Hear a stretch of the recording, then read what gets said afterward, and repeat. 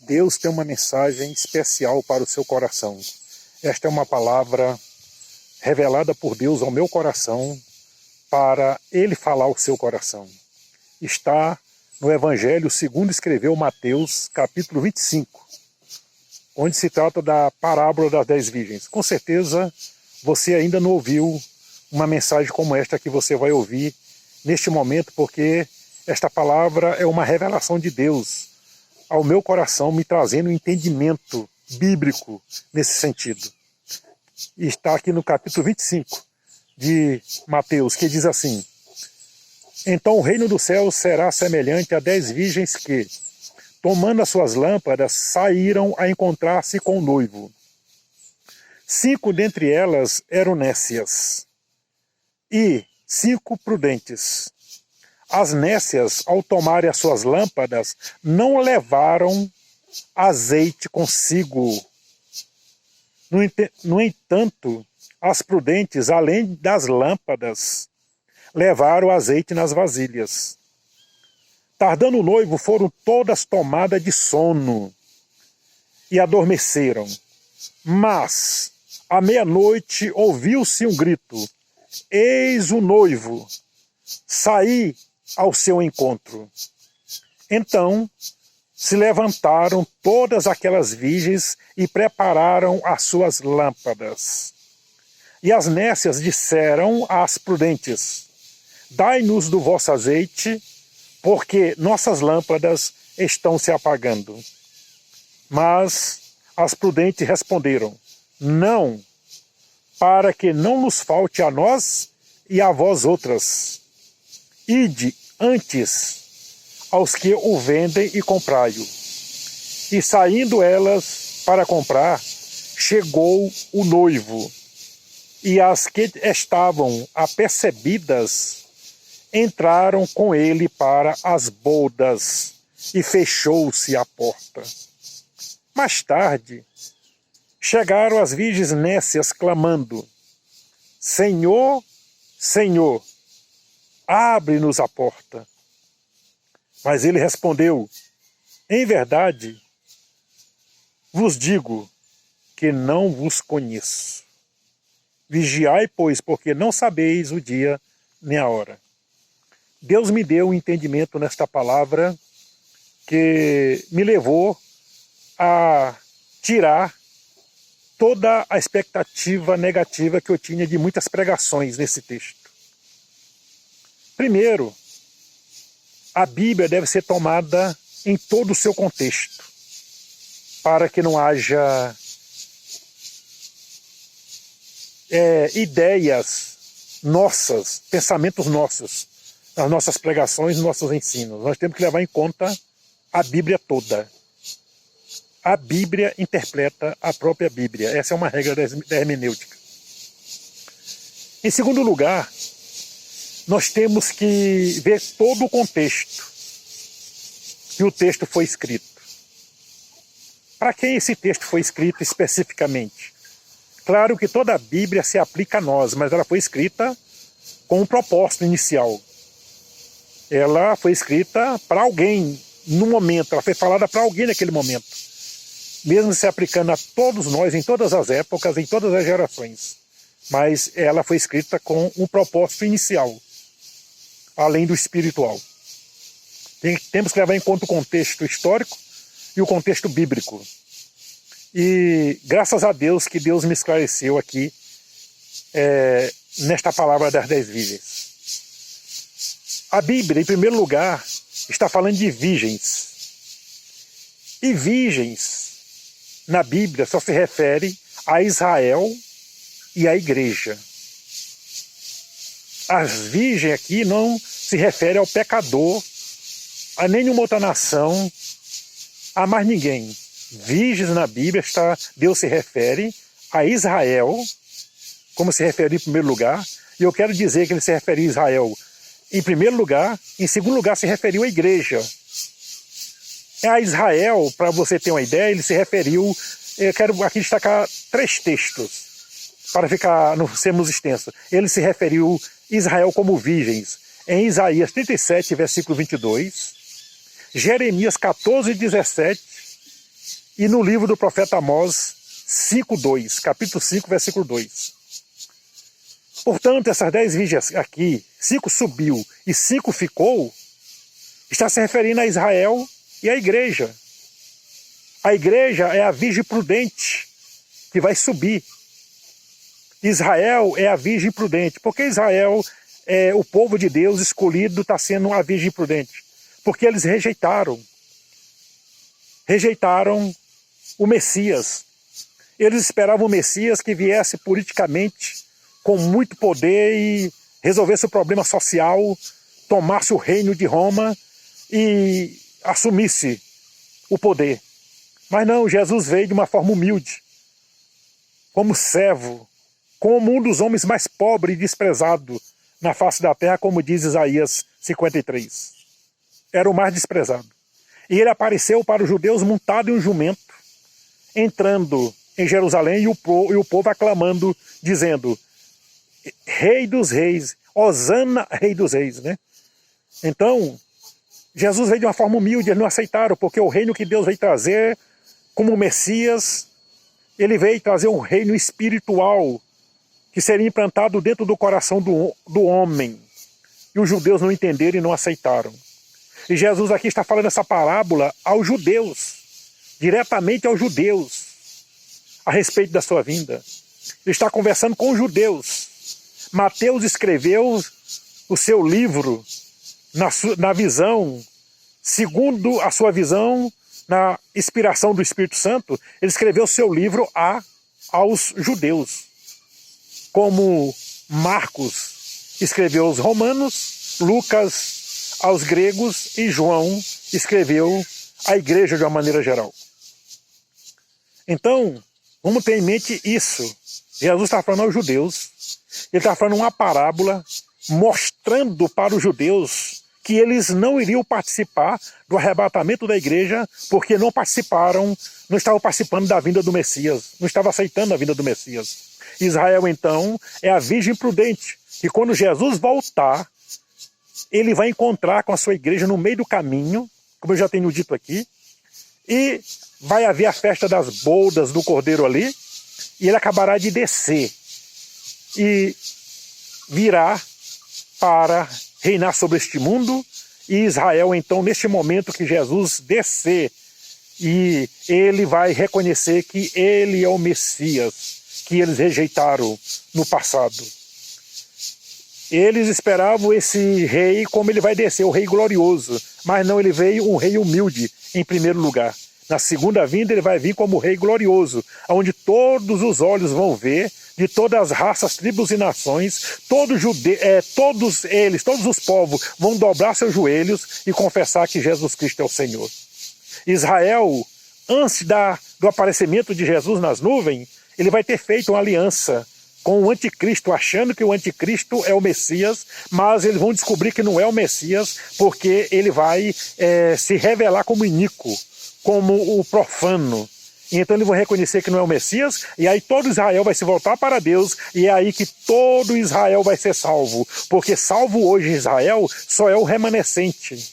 Salvo hoje Israel são os cristãos remanescentes da verdade, que foram alcançados por Jesus Cristo. A igreja começou em Jerusalém, e ali está o remanescente, a igreja de Jesus Cristo, que está esperando o Senhor Jesus, o salvo de uma maneira geral, tanto Israel como os gentios, que somos nós, todas as nações, todos os crentes das nações que são salvos, vão subir. Vai subir crente de todas as nações, inclusive de Israel, quando Jesus voltar. Mas Israel mesmo, a nação conhecida como Israel, ela não vai subir no arrebatamento com o Senhor, ela vai ficar aqui na grande tribulação. Então, este é o segredo das 10 virgens. Muita gente prega que as 5 virgens são os pecadores que não subiram, são aqueles que estavam salvos e que deixaram de ser salvos, que não subiram. Não, nenhum salvo vai ser deixado para trás. Quem vai ser deixado para trás são os perdidos. Os salvos estão selados com o Espírito Santo. Seus nomes estão escritos no livro da vida. Os salvos foram escolhidos por Jesus Cristo. nenhuma condenação há para aqueles que estão em Cristo Jesus, que não andam segundo a carne, mas sim segundo o Espírito. Eles não andam segundo a carne, andam segundo o Espírito, são guiados pelo Espírito Santo. Os salvos, que verdadeiramente foram salvos, eles vão subir com o Senhor Jesus Cristo, ao encontro do Senhor Jesus Cristo nos ares. Portanto, não tem como eu dizer outra coisa para você. O apóstolo Paulo, quando referiu-se à vinda de Jesus Cristo, ele falou aqui em 1 Tessalonicenses capítulo 4, versículo 18, ele diz: consolai-vos, pois uns aos outros com esta palavra da vinda do Senhor Jesus. No capítulo 5, versículo 11, ele diz: consolai-vos, pois uns aos outros, e edificai-vos reciprocamente, como também estáis sendo edificado. Portanto, essa palavra é para ser realmente para ser a nossa edificação, a nossa consolação. Nenhum salvo vai ficar para trás. Tem filmes aí mostrando que salvos ficaram para trás porque não estavam salvos. Que confusão é esta? Os salvos estão selados com o Espírito Santo. O selo do Espírito Santo, de acordo com Efésios 1,13, diz que ele é o penhor da nossa redenção. Ele é a garantia da nossa redenção. Nós nascemos de novo espiritualmente. O salvo nasceu de novo. E o salvo foi inserido na família de Deus, como diz Efésios. E o salvo, ele tem o seu nome escrito no livro da vida. Jesus nos escolheu para a salvação. E se nós amamos Jesus, cremos em Jesus, andamos com Jesus, não vamos ficar aqui. Porque nós fomos salvos pelo Senhor Jesus. E devemos consolar uns aos outros com esta mensagem.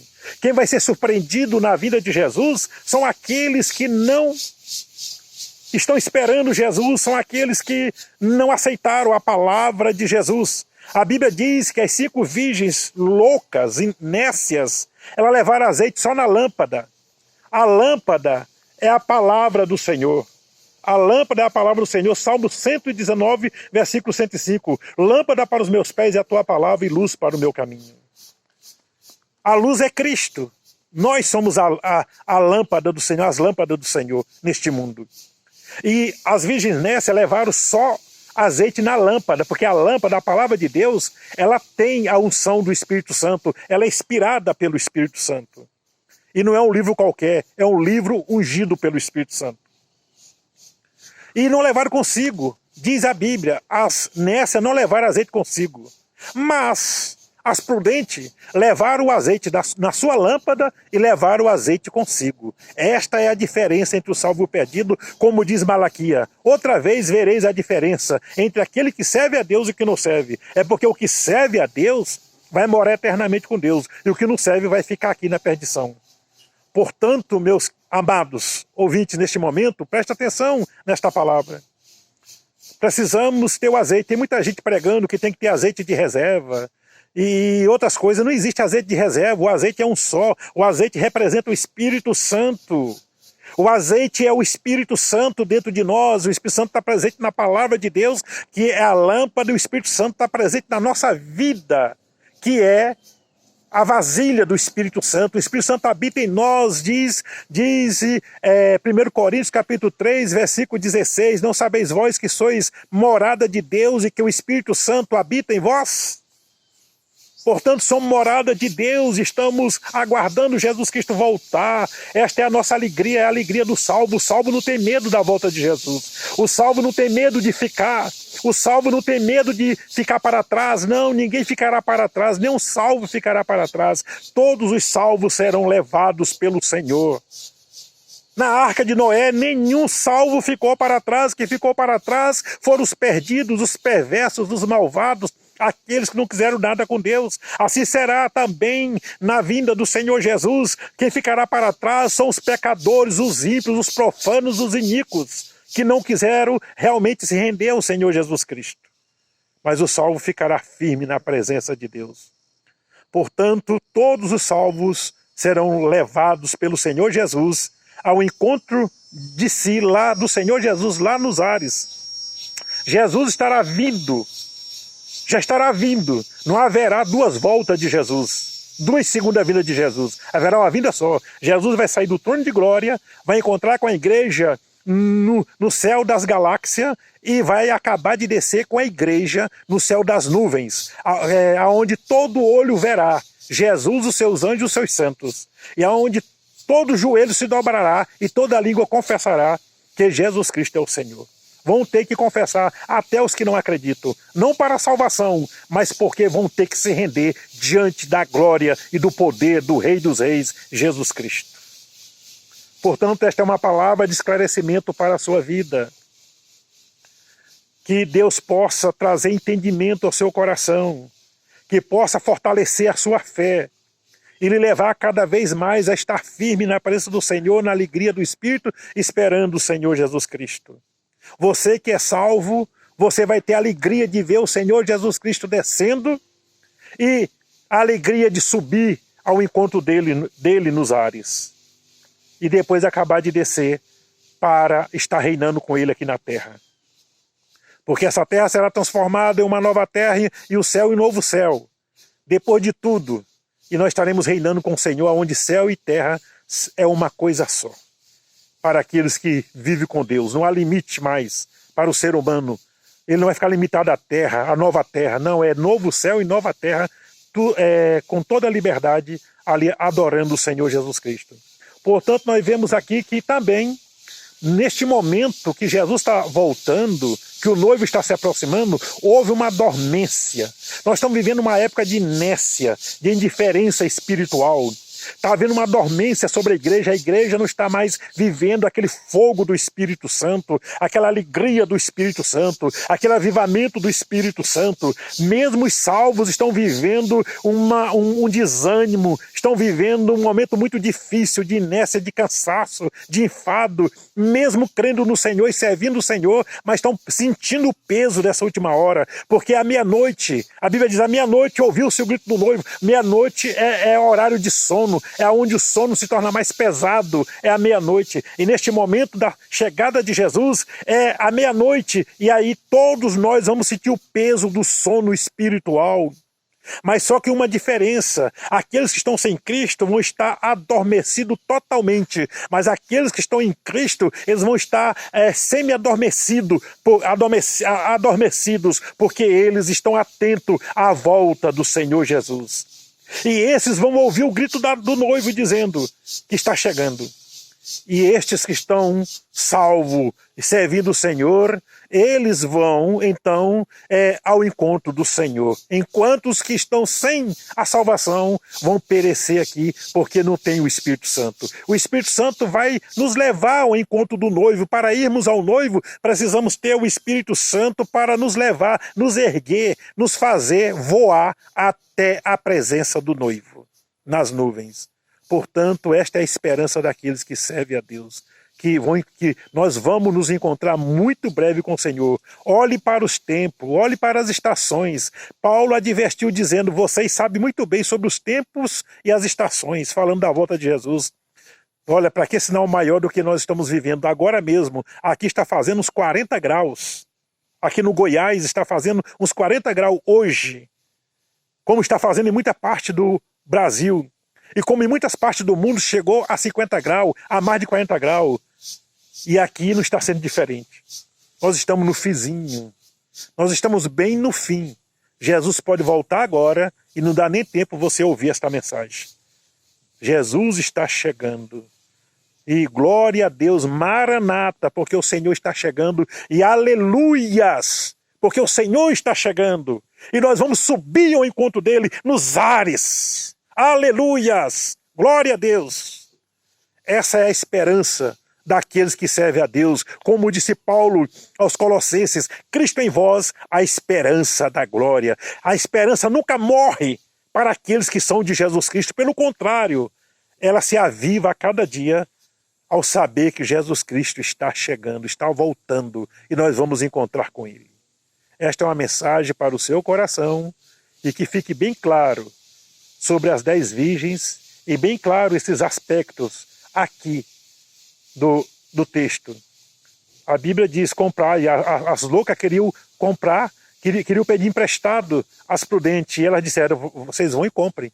Olha, o Espírito Santo é preciso ser adquirido a um preço da busca. É preciso ser adquirido ao preço do arrependimento, da conversão, da rendição, da contrição, da humilhação, da entrega ao Senhor Jesus. É pessoal. O Espírito Santo é pessoal na vida de cada um. O Espírito Santo que está em mim não serve para você, porque ele está em mim. Você precisa ter o Espírito Santo na sua vida. Então adquira o Espírito Santo enquanto há tempo. Isso você só adquire o Espírito Santo nascendo espiritualmente. Todo aquele que não nascer de novo não pode ver o reino de Deus. Foi o que disse o Senhor Jesus. Não basta saber, é preciso viver. Não basta ter consciência e saber que Jesus é Deus, que Jesus é o Senhor, Filho de Deus. É preciso viver Jesus. Não basta saber o que ele faz. Precisa saber quem é Jesus na sua vida. Que Deus abençoe e lhe guarde debaixo do poderoso sangue de Jesus Cristo, selado pelo Espírito Santo, com o nome escrito na glória e aguardando esperançosamente a volta do Senhor Jesus.